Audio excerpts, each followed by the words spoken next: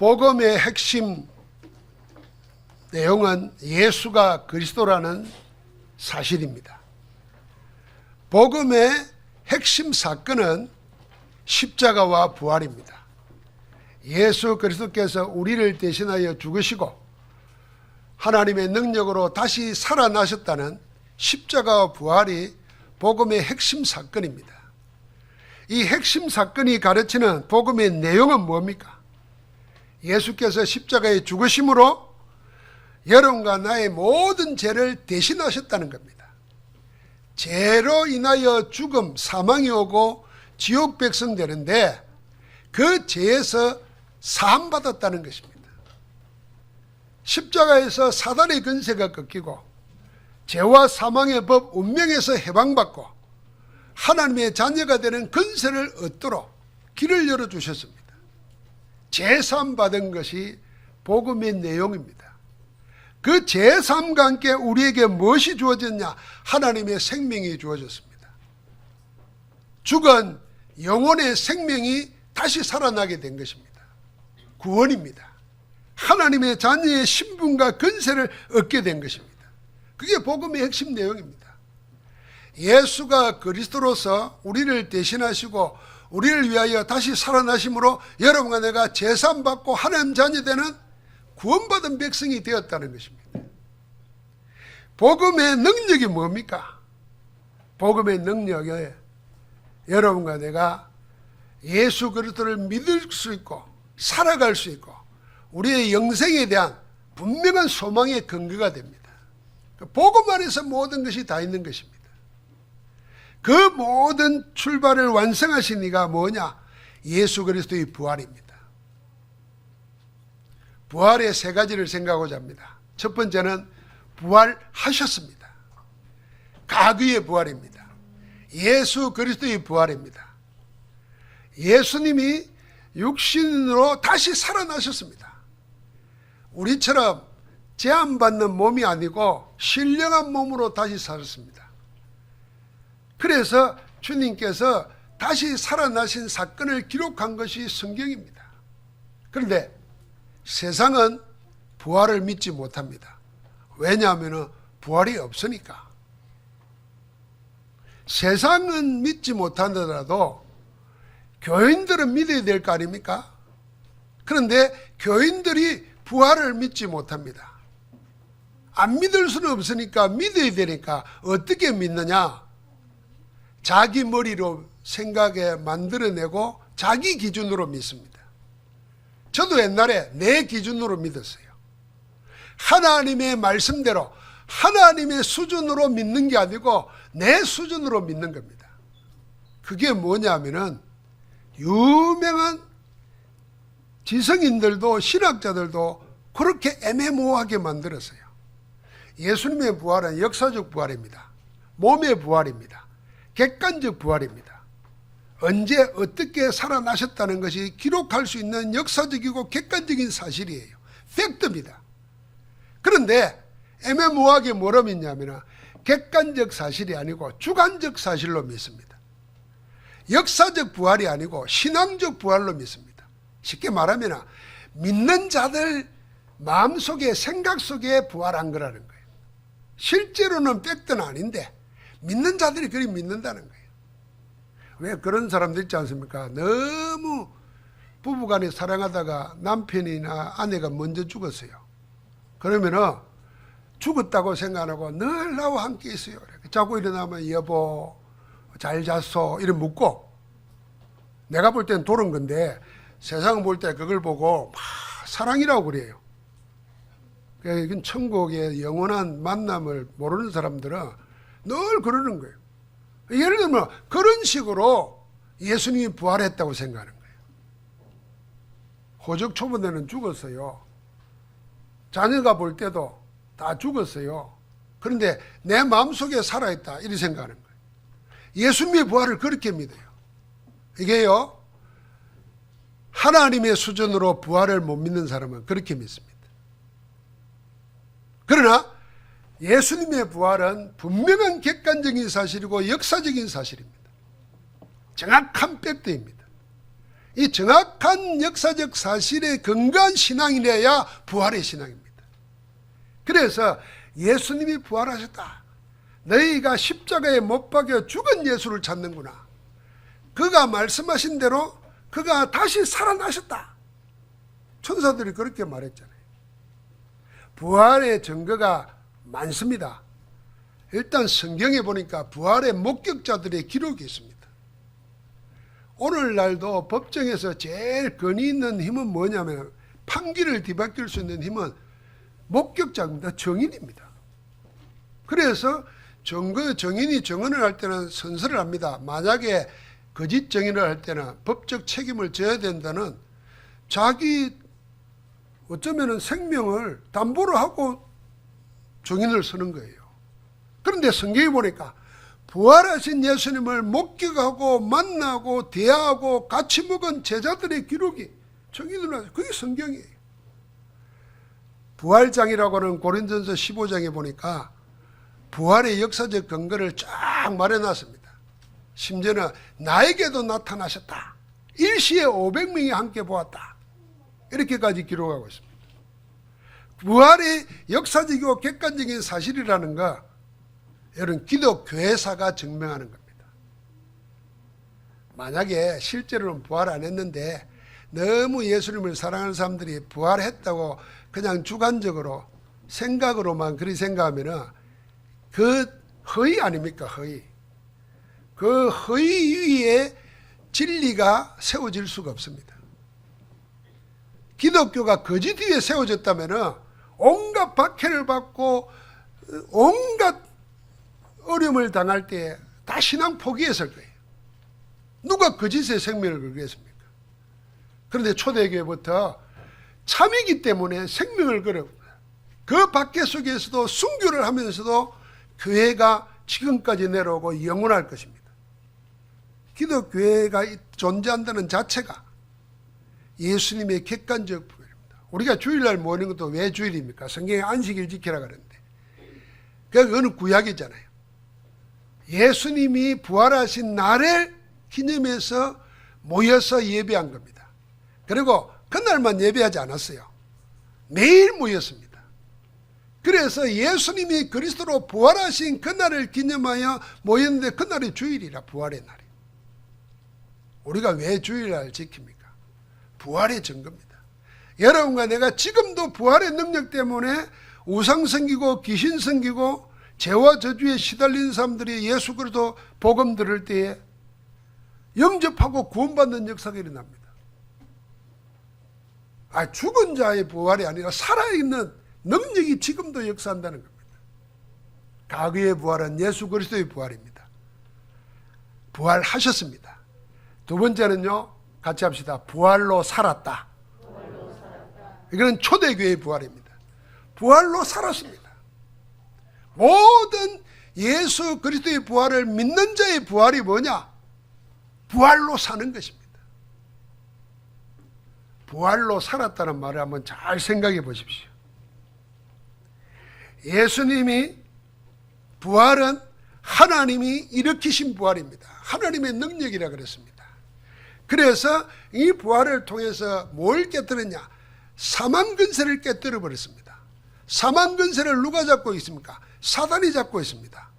사망 근세를 가지고 모든 인생을 위협하고 미혹합니다. 공중 근세 잡은 자라 그랬지 않습니까? 그래서 사망의 근세를 가지고 모든 인생을 위협하고 공갈칩니다. 그래서 죽는다 그러면 겁이 나서 아무것도 못하잖아요. 그 사망의 근세, 사단의 근세, 지옥의 근세를 깨뜨려버린 것이 부활입니다. 죄의 삭선 사망입니다. 사망은 영적으로 사단에게 잡혀서 완전히 지옥 간다는 것입니다. 그런데 주님이 부활하심으로 하나님이 그를 다시 일으켜 살리심으로 부활은 믿는 자에게, 그리스도에게 힘을 쓰지 못합니다. 예수 그리스도를 믿는 자에게 힘을 쓸 수가 없습니다. 그 부활의 능력으로 살았습니다. 그래서 어려움을 당할 때도, 귀신 들린 자를 볼 때도, 불치병에 시달린 자를 볼 때도 초대교회 전도 제자들은 전부 다 뭘 말했습니까? 부활하신 그리스도 이름을 말했습니다. 은과 금은 내게 없지만 내게 있는 것으로 내게 주노니 곧 나사렛 예수 그리스도 이름으로 일어나 걸으라.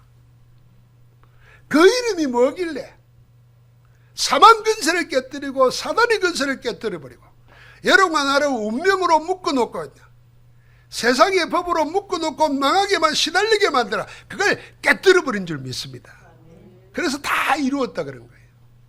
그래서 누구든지 주의 이름을 부르는 자는 뭘 얻으리라? 구원을 얻으리라. 누구든지 예수 그리스도를 시인하게 될 때 어떤 일이 생기느냐? 구원의 역사, 삼저주를 멸하시고 하나님의 성령이 역사하시고 죽은 자를 살리시는 새로운 역사가 일어나는 줄 믿습니다. 그 부활로 살아야 돼요. 그게 오늘의 부활입니다. 여러분과 나는 뭘로 사느냐? 부활신앙으로 사는 겁니다. 사망 근세를 깨뜨리고 승리하신 그리스도 이름과 그 근세 능력 가지고 사는 것입니다. 그러니까 여러분과 내가 지금 어려움이 온다, 뭐 병이 걸렸다, 여러분 내가 경제적으로 두려울 일이 생겼다, 그때마다요 사실은요 병 때문에 죽는 것도 아니고 돈 때문에 망하는 것도 아니고 무식해서 망하는 것도 아닙니다.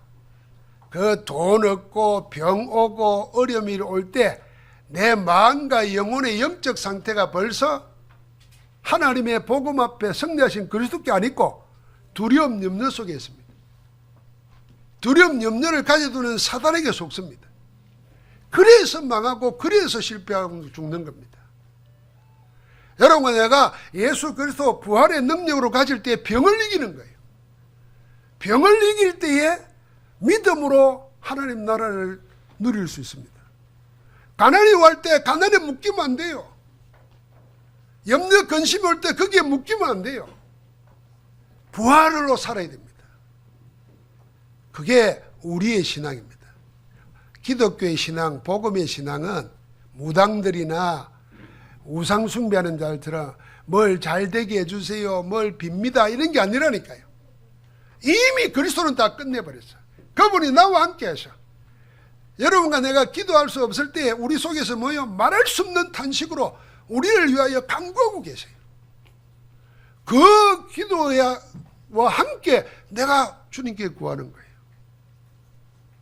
여러분 우리 당하지 말아야 됩니다. 부활로 살아야 됩니다. 옆 사람 축복합시다. 부활로 삽시다. 나는 부활로 살겠다. 할렐루야. 오늘 부활절 지키고 메시지 들으면서 여러분 오늘 성찬에 참여하면서 여러분과 내 속에 모든 연약한 것들, 병든 것들, 우리를 속이는 것들 다 장사 지내버리고 부활로 새롭게 일어나기를 주의 이름으로 축복합니다. 마지막 세 번째, 내 미래의 부활, 영원한 부활이 있습니다. 같이 합시다. 우리는 부활할 것이다. 우리는 부활합니다. 그래서 죽음이 끝이 아닙니다. 모든 인생은요, 인간은 죽음이 끝이 아닙니다. 죽음은 새로운 시작이고 영원한 시작의 출발입니다.